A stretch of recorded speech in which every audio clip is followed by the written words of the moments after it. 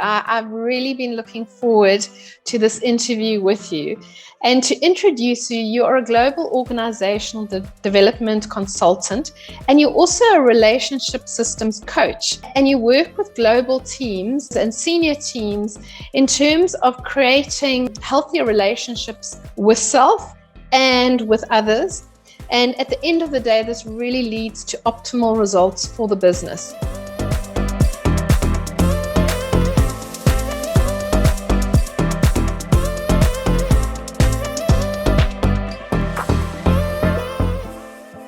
You've really been a pioneer and had a preference for hybrid working for over 2 decades. I think we've only become really aware of it through the pandemic. But I'd love you to share how you started this journey. The foundation of my work started, and I'm informed by, the global programs that I was privileged to work on more than 2 decades ago. I was based in London, and we had a really autonomous type of culture. There were a few simple rules that I believe are important in order for a culture to be free to work and bring out the best in people. There was this one project that was managed quite remotely on the phone, having to meet people I've never met before. And then ultimately we ended up in a 3-day event on site together. So I know it works, and it was before we even had this awesome technology. In the game to change, our community is focused on learning experience designers who really have to have collaborative relationships with subject matter experts within their organization or externally in client organizations, and have to extract that vital knowledge and examples and scenarios through that relationship.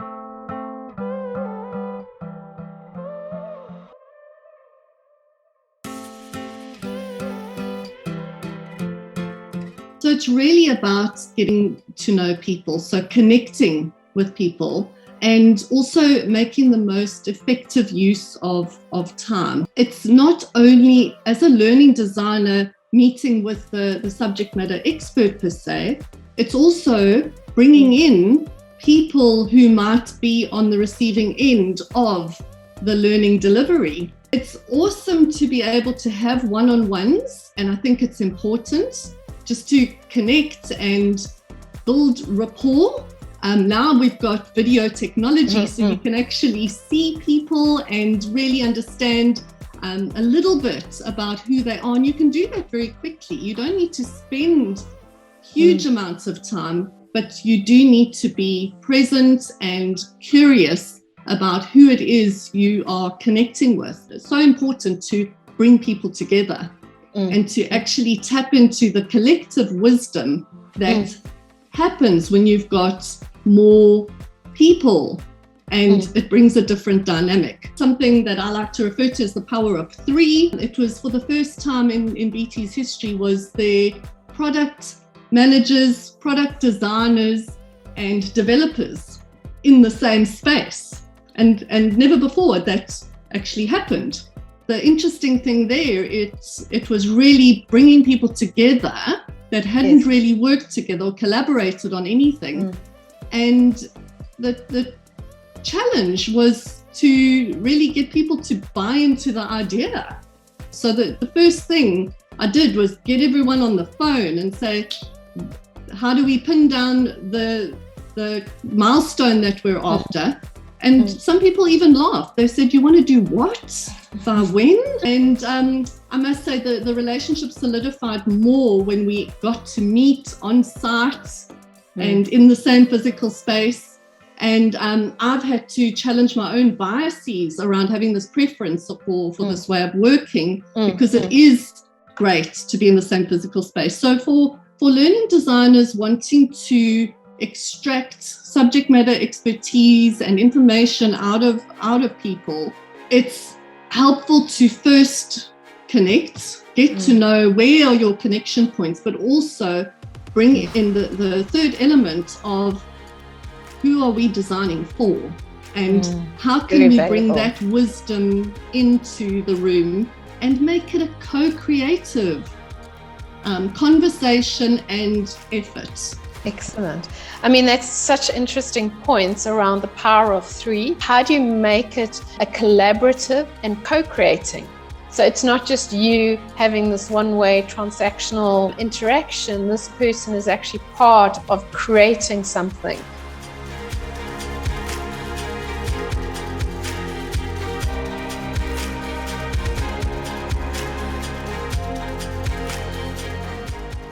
So I tend to go to LinkedIn if I've never met people. So that's kind of my first port of call, the more professional social network. I can't stress enough how important it is to have the conversation. You know, you can hear about people from other people, or it's not the same as actually connecting and having a conversation. And I think that first connect conversation is an important one.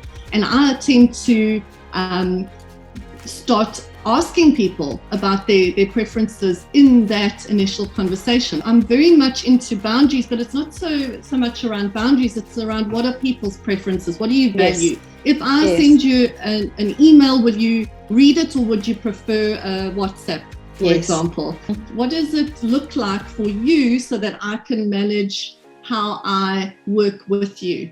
That also helps set the relational foundation of trust, because you start understanding how people prefer to operate. And then if something goes wrong, you go, oh, well, that's a bit out of character. Maybe they're busy. You know, when I speak of the power of three, it doesn't always mean three physical people. That's very helpful. And the dynamic brings a lot of creative intelligence when you have people working in triads or groups of three. But if you imagine between you and I, there is a relationship, there is a third entity, and that has wisdom. We're required in our work to have brainstorming sessions and to come up with creative ideas. And, you know, when we're in person, there's this one-on-one sort of connection that happens, which allows creativity and generative thinking to come about. And all of a sudden now we've got a screen between us. And I must say, I've had some really challenging brainstorms, and I haven't got the sort of the output I've needed. And I felt very frustrated afterwards, because now that time's come and gone. And I wanted just for you to sort of give some pointers, techniques, anything you think could be useful to anyone wanting to do a brainstorm in a virtual environment. What I find is that we put so much pressure on ourselves and each other. And now we've got the added complexity of being in the virtual space. Like you say, when people are comfortable and used to working in the same physical space, you make things happen. But if you think back to maybe a few years ago, if you've been fortunate enough to have some of these sessions in the same physical space, the memory will be more vivid. But when you're in a room together, it does take a while to warm up and to get those creative juices flowing. And especially if it's a time-boxed session, then you're under even more pressure. You're like, we've got to produce something, and there's nothing. Like if you think of the art and science and the tension line between that, think of a writer who's now cleared out X amount of time, and they sit down and they've got their coffee and they're ready to write, and there's nothing. Those are the times where you've got to be easier on yourselves and go, okay, it's not happening, and go and find another way. You'll find if you're working hard and then you go on holiday, and the time for holiday is when you're supposed to be switching off, that's when all the creativity starts coming. And you're going, but I'm supposed to be thinking of nothing, but here all these ideas are coming. And so in the virtual space, it is a different way of working. It is a different mindset.